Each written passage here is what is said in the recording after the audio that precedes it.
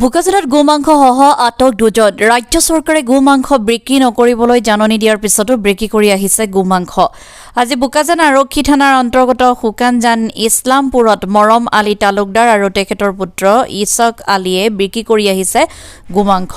মৰম আলী তালুকদাৰৰ বাসগৃহত অনুসন্ধান চলাওঁতে এটা কোঠালিত 4জন লোকসহ উদ্ধাৰ হয় গোমাংসৰ টোপোলা।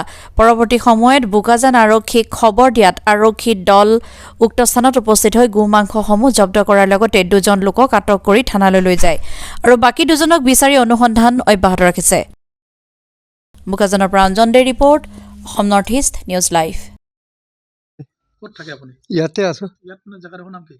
ইছলামপুৰ। কি কৰি আছিলে আজি আপুনি?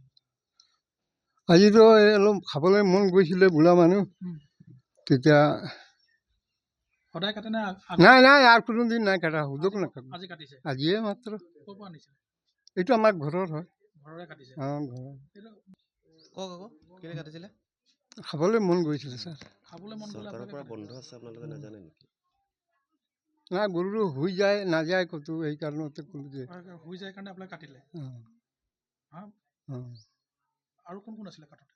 নাই, খালি আমি বাপ বেটা দুইটাই। বাপ বেটাই কাটিছে? অঁ।